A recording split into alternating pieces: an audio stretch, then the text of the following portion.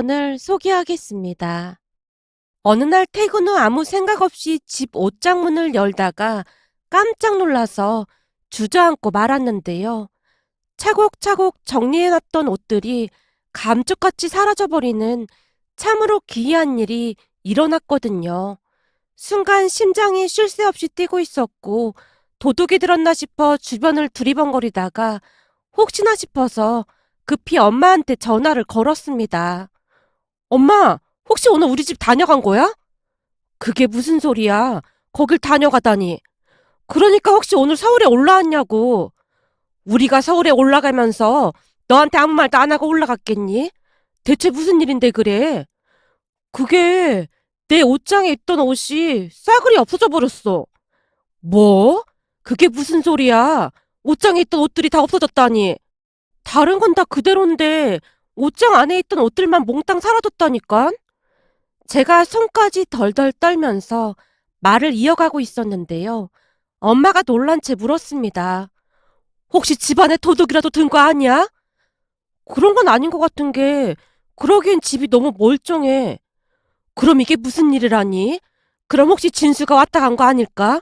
혹시 모르니까 진수한테 연락 한번 해보던지. 진수 씨가? 설마. 그때 이사할 때도 진수가 도와줬다며. 그니까 한번 연락해봐. 엄마의 말에 전화를 끊고 급히 남친에게 전화를 걸었어요. 진수 씨, 혹시 오늘 우리 집에 다녀간 거야? 아니, 나 오늘 종일 회사에 있었는데. 굳이? 근데 아무리 봐도 좀 이상해서 말이야. 이상하다니, 그건 또 무슨 말이야? 그게 옷장에 있던 내 옷이 전부 없어졌어. 뭐? 옷이 없어지다니. 그니까 옷장 안에 있던 네 옷들이 전부 사라졌다고? 그렇다니까. 그니까 지금 내가 얼마나 황당하겠어. 제 말에 남친도 많이 놀란 듯해 보였습니다. 그럼 집에 도둑 든 거 아니야? 경찰에 신고부터 해야 하는 거 아니야? 나도 경찰에 신고할까 했는데 아무리 생각해봐도 이상해서 그렇지. 이상하긴 뭐가 이상하다는 거야. 그렇잖아. 다른 건 다 멀쩡한데 옷만 없어진 게 아무래도 좀 이상하잖아. 아무리 생각해봐도 이건 면식범 소행이 분명해. 제가 확신에 가득 찬 목소리로 말을 하고 있었는데요. 순간 남친이 말을 아끼는 모습이었습니다. 진수 씨, 혹시 뭐 아는 거 있는 거야? 그게 잠깐만 전화 좀 끊어봐. 내가 확인 좀 해볼게. 남친이 급히 전화를 끊었는데요. 그렇게 한 30분쯤이 지났을까요? 진수 씨 어머님, 그러니까 예비 시어머니한테 전화가 걸려왔습니다. 나다. 네, 어머님, 잘 지내셨어요? 너 같으면 잘 지냈겠냐? 오늘 집에 가서 다 봤으면서 그런 소리가 나와. 너도 참 얼굴 두껍다. 네? 그게 무슨 말씀이세요? 너무나 갑작스런 말에 순간 제가 이해하지 못한 채 대묻고 있었는데요. 그 순간 예비 시어머니 입에서 충격적인 말들이 터져나왔습니다. 너 오늘 집에 가서 옷장 봤을 거 아니야? 옷장이요? 그럼 설마... 제 입에서 설마라는 말이 튀어나왔는데요. 저는 부디 그 모든 것이 예비 시어머니가 벌인 만행이 아니기만을 기도하고 또 기도했습니다. 만약 그랬다면 도무지 감당을 할 수가 없을 것만 같았으니까요. 통화 중 잠시 숨을 고른 뒤 최대한 냉정해지려 노력한 채 조용히 입을 뗐어요. 그럼 혹시 옷장 안에 있던 옷들 어머님이 그러신 거예요? 그래, 내가 오늘 네 옷장 정리하느라 허리 한 번을 못 펴고 일했어. 넌 어쩜 여자가 그렇게 칠칠 맞을 수가 있는 거니? 젊디 젊은 사람이 무슨 그런 옷을 입고 다녀. 네가 우리 아들보다 직업이 많이 처지면 다른 쪽이라도 노력을 해서 비슷해질 생각을 해야지. 어디서 그따위 옷을 입고 다니고 있어. 그럼 제 옷들은 다 어떻게 하신 거예요? 네 옷? 다 내다 버렸지. 그러니까 어디다 버렸냐고요. 거기에 중요한 옷도 있으니까 빨리 말하세요. 중요한 옷? 내가 보기엔 다 누더기 같은 옷들만 있더구만. 중요한 옷은 무슨 중요한 옷이 있어. 그 순간 하늘이 무너져 내렸다고 해야 할까요? 그리고 곧 이성을 잃은 채 예비 시어머니에게 빽 하고 소리를 질렀어요. 저기요, 옷 어디다 버렸어요? 어디다 버렸냐고요? 그 쓰레기를 어디다 버리겠어? 의류수거함에 버렸지. 근데 얘가 왜 이래? 너 지금 제정신이야? 당신이야말로 정신이 이상한 거겠지. 왜 남의 집에 맘대로 들어와서 내 옷을 맘대로 버리냐고요. 뭐? 당신? 얘가 안 되겠네. 너 지금 시애미한테 그게 무슨 말버릇이야? 결혼도 안 했는데 시어머니는 무슨 시어머니입니까? 앞으로 다시는 연락하지 마세요. 진짜 상종을 못할 집구석이구만. 그 보라색 스웨터 없어졌으면 진짜 내가 가만 안 있을 거니까 그렇게 알고 있어요. 남의 집에 무단 침입했다고 경찰에 신고할 거고 나 이대로 못 넘어가요.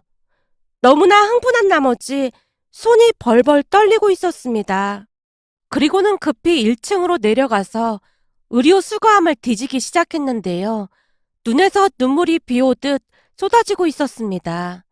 다른 옷들은 다 괜찮았지만 그 보라색 스웨터는 돌아가신 할머니께서 직접 뜨개질을 해주신 옷이었거든요. 워낙 오래돼서 옷이 많이 낡아 있었지만 제게는 너무나도 소중한 그런 보물 같은 옷이었어요. 그런 옷을 허락도 없이 버렸다는 말에 정이 떨어질 대로 떨어졌고 저는 남친과 헤어질 각오까지 하게 되었습니다. 남친과 저는 지인의 소개로 만나게 되었는데요. 어느 날 같은 학교 은주쌤이 제게 들뜬 목소리로 물었어요. 저기 효진쌤, 소개팅 한번 해볼래? 소개팅이요? 글쎄요, 전 아직 생각이 없어서요. 사실 우리 엄마 친구인데 어찌나 소개를 해달라고 하는지 거절할 수가 없어서 내가 효진쌤한테 물어본다고 했거든. 저한테요? 그쪽에서 무조건 학교 선생님을 찾고 있어서 말이야. 그치만 저는 직군이 좀 다르잖아요. 다르긴 뭐가 달라. 세상에서 제일 꿀부지게 근무하고 있으면서. 사실 우리 같은 사람들보다야 훨씬 나은 거 아니겠어? 그니까 그냥 한 번만 만나주라. 내가 이렇게 부탁 좀 할게. 그때 당시 그다지 내키지 않았기에 제가 선뜻 대답을 못하고 있었는데요. 은주쌤이 다시 졸라대기 시작했어요. 효진쌤, 한 번만 만나주라. 남자가 7급 공무원인데 진짜 괜찮아서 그래. 라며 계속해서 졸라댔기에 어쩔 수 없이 소개팅 자리에 나갔는데요. 남자는 제가 마음에 들었던 것인지 적극적인 표현을 해왔습니다. 성격도 좋아 보였고 외모도 나쁘지 않은 편이었기에 우리는 금세 가까워졌어요. 그렇게 한동안 만나다가 결혼 이야기가 나오게 되었고 남친 집에 인사를 갔는데요. 처음에는 아주 반기는 듯한 그런 모습이었기에 저도 마음을 놓고 편한 마음으로 있었어요. 그런데 잠시 후 대화를 하던 중 남친 어머니 표정이 순식간에 바뀌었습니다. 저기, 내가 지금 잘못 들은 거 아니지? 네? 그게 무슨 말씀이세요? 아니, 지금 한 말이 무슨 말이냐고. 남친 어머니가 남친과 저를 번갈아가며 바라보다가 다시 물었어요. 그니까 학교 선생님이 아니다 그 말인 거잖아. 엄마, 보건 선생님도 똑같은 선생님인데 무슨 그런 말이 있어. 보건 선생님이라고 하면 양호실에 근무하는 그런 사람을 말하는 거잖아. 양호 선생님이 어떻게 학교 선생님이야? 네? 그게 조금 다르긴 한데. 다른 정도가 아니잖아. 그니까 수학, 국어, 영어를 가르치는 선생님이 아니라는 거잖아. 내가 분명히 선생님 자리로 알아봐 달라고 했는데 이게 웬일이야? 남친 어머니의 얼굴이 사색이 되어 있었기에 오히려 제가 더 놀랄 수밖에 없었는데요.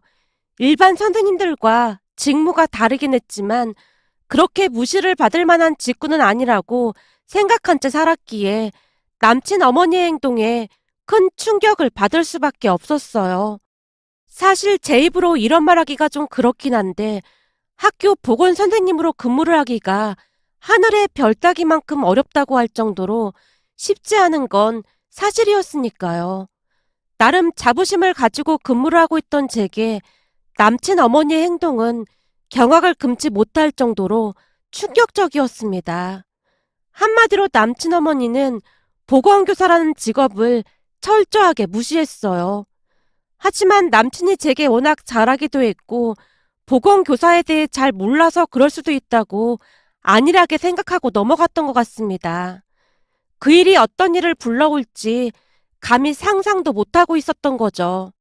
남친 어머니가 저를 탐탁지 않게 생각하고 결혼을 반대했지만 남친은 무조건 저와 결혼을 하겠다고 떼를 썼고 남친 부모님이 어쩔 수 없이 결혼을 허락하긴 했는데요.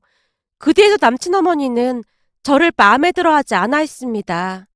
그중 가장 마음에 들어 하지 않았던 것이 제가 입고 다니는 옷 스타일이었습니다. 아무래도 학교에서 근무를 하다 보니 제가 입고 다니는 스타일은 튀지 않는 점잖은 옷들 뿐이었어요. 옷은 그저 깔끔하고 단정하게 입고 다니면 된다는 생각을 했었기에 깔끔한 흰색 셔츠에 검정색 바지를 즐겨 입는 편이었습니다. 물론 간혹가다 다른 스타일도 있긴 했지만 막 화려하거나 튀는 그런 스타일은 아니었어요. 그런 종류의 옷들은 제게 어울리지가 않는 편이었으니까요. 또한 저는 명품에 관심이 전혀 없는 편으로 부모님이 선물해 준 것 외에는 명품이라고는 없었습니다. 그 모든 것은 부모님의 영향을 많이 받을 수밖에 없었는데요. 사업을 하시면서 워낙 알뜰하게 살고 계시는 부모님을 보며 자라다 보니 거칠에 집중하는 것을 딱히 좋아하는 편이 아니었어요. 그래서였을까요? 남친 어머니는 저를 더욱 못마땅해 했습니다. 어느 날 같이 식사를 하자며 만난 적이 있었는데요. 제가 입은 옷을 훑어보더니 다짜고짜 말을 꺼내기도 했어요. 너 그 옷은 어디서 산 거니? 아무래도 학교에서 근무를 하다 보니 편한 옷이 필요해서 그냥 인터넷에서 많이 사는 편입니다. 자주 이용하는 곳이 있는데 거기가 편하게 잘 나와서 자주 이용하는 편입니다. 누가 들으면 네가 진짜 학교 선생님인 줄 알겠구나. 넌 어쩜 눈 하나 깜빡하지 않고 아무렇지도 않게 말할 수가 있는 거니? 네? 그게 무슨 말씀이세요? 그렇잖아. 양호 선생 주제에 학교 선생 행세를 하고 다니고 있는 거잖니. 그리고 양호실에서 할 게 뭐가 있다고 편한 옷만 찾아. 그냥 딱 봐도 내내 노는 것 같아 보이던데. 어머님, 제 입으로 이런 말씀 드리기 조금 그렇긴 한데요. 사실 보건교사 되는 게 절대로 쉬운 일이 아닙니다. 저희도 따로 임용고시도 보거든요. 양호 선생 주제에 임용고시 같은 소리 하고 있네. 내가 모른다고 속이려고 그러나 본데 나 그렇게 무식한 사람 아니니까 속이려고 하지 마라. 남친 어머니가 어이없다는 표정으로 노려볼 뿐이었습니다. 아마도 그때 남친이랑 정리를 했어야 했던 것이 아닌가 하는 생각만 드네요. 하지만 남친의 헌신적인 모습을 보며 남친 어머니의 모습을 관가했던 게 아닌가 싶습니다. 지금 생각해보면 눈에 콩깍지가 씌었던 것 같았습니다. 그렇게 결국 상견례까지 하게 되었는데요. 상견례 날을 떠올리면 황당해서 그저 웃음밖에 나오지 않는답니다. 그러니까 상견례 날 예비 시부모님이 명품으로 치장을 하고 나왔는데요. 두 분의 옷차림 중 가장 기가 막혔던 부분이 예비 시어머님은 그렇다 치더라도 예비 시아버지 목에 걸려있던 금목걸이였습니다. 왠지 뭔가가 많이 어색해 보이는 그런 분위기였거든요. 그 모습에 부모님의 얼굴이 사색이 되어 있었습니다. 자리에 앉자마자 예비 시어머니가 말을 꺼냈어요. 제가 보니 효진이가 부모님을 닮아서 검소한 편인가 봅니다. 두 분도 엄청 검소하신 편인가 보네요. 아, 네. 아무래도 저희가 사치를 좋아하지 않아서요. 제가 듣기로는 돈도 많다고 들었는데 있는 사람들이 돈을 써줘야 나라 경제가 돌아가지 않겠습니까? 설마 사돈 두 분도 인터넷에서 옷 사고 그러시는 건 아닌 거죠? 제가 들어보니 효진이는 옷을 인터넷에서 산다고 하지 뭡니까? 예비 시어머니가 손으로 입을 가린 채 고상한 척하며 웃고 있었는데요. 그러면 그럴수록 부모님의 표정이 말이 아니었습니다. 그렇게 잠시 뒤 음식이 나왔고 예비 시어머니가 다시 말을 꺼냈어요. 두 분은 워낙 검소해서 이런 고급 음식은 처음 드셔보는 거겠네요. 사시는 곳이 지방이다 보니 이런 음식점 찾기도 많이 힘드시죠? 그러니 많이 드세요. 우리는 워낙 자주 먹어서요. 예비 시어머니가 우리 부모님께 음식을 권하고 있었습니다. 그 뒤 예비 시어머님이 명품백에 대해 자랑을 하고 있었는데요. 엄마가 예비 시어머니 백을 빤히 바라보는 듯 하더니만 한마디를 했습니다. 저기, 제가 이런 말씀 드리기 그렇지만 좋은 백을 가지고 오셨네요. 그럼요. 이게 무려 500만 원이 넘는 백입니다. 그런가요? 제가 구경 좀 해봐도 되겠습니까? 네? 구경이요? 그럼요. 효진이 어머니도 이런 백 좀 사고 그러세요. 예비 시어머니가 신나서 엄마에게 백을 내밀고 있었습니다. 그런데 백을 유심히 살펴보던 엄마가 조용히 입을 열었어요. 저기 죄송한데 혹시 이 백 어디서 사셨는지요? 어디서 사다니요? 그건 왜 묻는 겁니까? 순간 예비 시어머니가 당황한 표정으로 엄마에게 대묻고 있었는데요. 제가 이런 말씀 드려도 될지 모르겠지만 이거 가품 같아서요. 혹시 백화점에서 사신 건가요? 뭐요? 작아요? 지방 사는 촌사람이 뭘 한다고 그런 말을 하는 거요? 예비 시어머니가 눈을 요리조리 피해가며 엄마에게 따지듯 물었어요. 제가 비록 지방 살긴 하지만 명품인지 가품인지 구별할 정도는 되거든요. 근데 이건 엉성해도 너무 엉성해서 그냥 누가 보더라도 가품이 확실해 보이네요. 사실 저도 이거랑 같은 진품이 있어서 제가 잘 알고 있거든요. 혹시 백화점에서 사신 거라면 뉴스에도 나올 정도로 심각한 문제인 것 같아서 말씀드리는 겁니다. 그러니까 꼭 가서 확인해 보세요. 백화점에서 이런 가품을 팔았다면 큰 문제가 될 수 있는 거 아니겠습니까? 엄마의 말에 예비 시어머니의 얼굴이 사색이 된 채 급히 테이블 밑으로 백을 감추는 모습이었습니다. 그 모습에 예비 시어머니가 가품임을 이미 알고 있었다는 확신마저 들었습니다. 뜻하지 않던 엄마의 반격으로 인해 예비 시어머니가 횡설수설하는 모습이었고 또다시 제 직업을 비하하는 말을 하기 시작했어요. 우리 아들이 7급 공무원인 건 알고 계신 거죠? 근데 효진이 직업 말입니다. 우리 효진이 직업이라니요? 사실 우리는 효진이가 학교 선생님인 줄 알고 소개를 받았던 겁니다. 근데 뜬금없이 보건교사라고 하니 많이 실망했습니다. 대체 어느 부분에서 실망을 했다는 말씀이신지요? 그걸 꼭 제 입으로 말을 해야겠습니까? 사실 보건교사를 누가 선생이라고 하겠습니까? 종일 보건실에 짱 박혀서 그냥 약이나 발라주는 그런 사람이잖아요. 그러니 교단에서 수학이나 영어를 가르치는 선생님들보다 수준이 좀... 예비 시어머니가 저를 힐끗 바라보며 무시하는 듯한 발언을 했고 그 말을 듣던 엄마가 입가에 미소를 머금고는 입을 열었어요. 혹시 보건교사가 되려면 어떤 과정을 거치는지 알고 계시는지요? 예? 과정은 뭔 놈의 과정이 있겠습니까? 선생님들이야 임용고시를 합격한 사람들인데 그런 것도 아닐 거고요. 잘 모르시고 그런 말씀을 하시는 것 같은데 제가 한 말씀 드려도 되겠습니까? 보건교사 되는 일이 참 만만치가 않은 일입니다. 우선 간호학과 중에서 교직 이수가 가능한 대학에 진학을 해야 하고 대학 1학년 성적이 상위 5에서 10% 이내 학생들에게만 교직 이수 받을 기회가 주어진답니다. 간호학과에서 상위 5에서 10% 성적이랑 임용고시랑 비교를 하는 것 자체가 웃기는 일이죠. 거기서 끝이 아니라 기본적으로 보건교사가 되려면 간호사 면허증도 필요하고 교원 자격증 2급도 있어야 되고 한국사 자격증도 상급 이상이 있어야 합니다. 그래야 중등 임용고시를 치를 수 있는 조건이 되는 겁니다. 그렇게 해서 결국 중등 임용고시 합격을 해야 보건교사가 되는 거고요.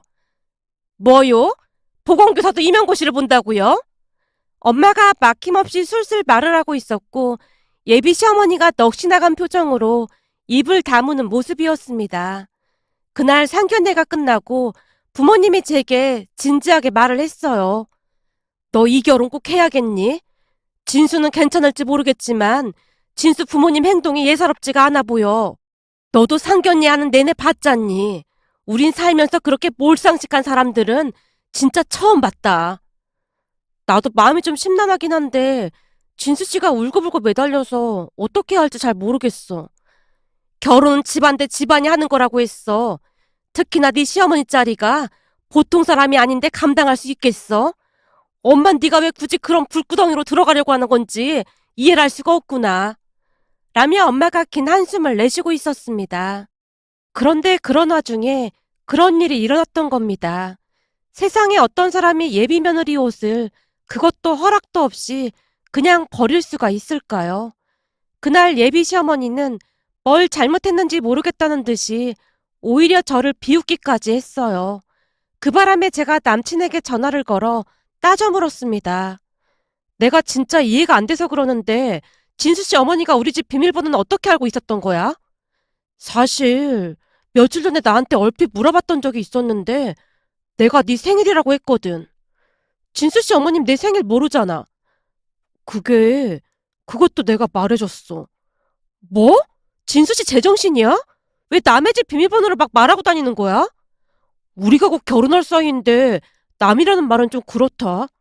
아니지. 난 결혼해도 시어머니랑 비밀번호 공유할 생각 없었어.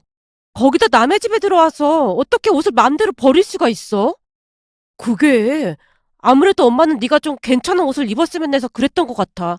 사실 네가 입고 다니는 옷이 좀 그렇긴 했잖아. 내가 엄마 편을 들겠다는 게 아니라 나도 네 옷들이 썩 마음에 들었던 건 아니야. 그럼 진수 씨도 어머니 생각이랑 같다는 말이네? 그러니까 우리 집에 무단 침입해서 내 옷을 싹 다 갖다 버린 것에 대해 미안하거나 그런 건 전혀 없다는 거네? 그런 부분은 엄마가 잘못하긴 했지만 엄마도 오죽했으면 그랬겠어.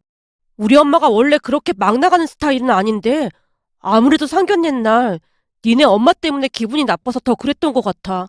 그니까 이번에는 네가 이해 좀 해주라. 이해? 무슨 이해를 해? 우리 결혼 다시 생각해보자. 뭐? 결혼을 다시 생각하다니 그게 무슨 말이야. 지금 상견례까지 했는데. 상견례한 게 뭐가 대수라고 그래? 사실 상견례 했을 때도 긴가민가 했었는데 이번에 확실해졌어. 나 진수 씨랑 결혼 못해. 그리고 진수 씨 어머니 정신과 상담 받아보라고 해. 아무리 생각해봐도 이건 정상적인 사람이 할 수 있는 행동이 아니잖아? 의류 수거함에서 우리 할머니께서 만들어주신 스웨터 찾느라 내가 얼마나 고생했는 줄 알기나 해? 어쩜 남의 물건을 허락도 없이 겉도 몰래 들어와서 다 버릴 수가 있어? 암튼 난 자신 없으니까 우리 그만 헤어지자. 아니 뭘 그런 걸로 헤어지자고 그래. 사실 우리 결혼하면 우리는 지방에 내려가서 살 거라 그런 걱정할 필요도 없잖아.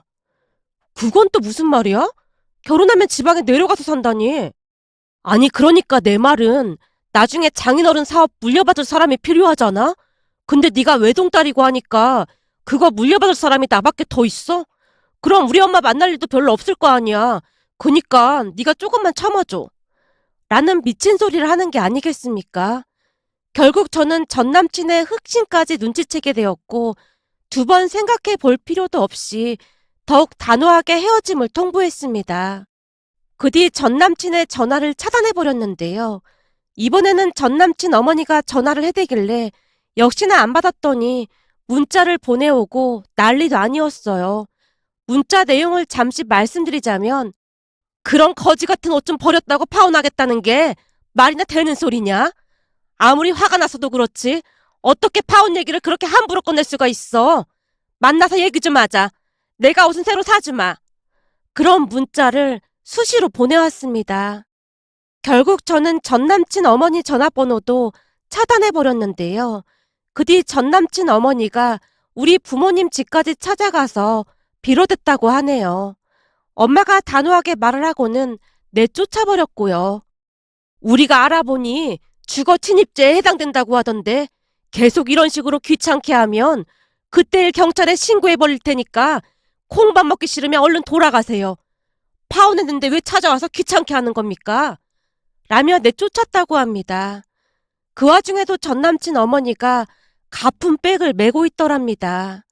그 모습에 엄마가 혀를 내두를 정도였고요. 그 뒤 전남친을 소개해준 사람에게 모든 사실을 다 말했고 은주쌤도 많이 놀란 듯해 보였는데요.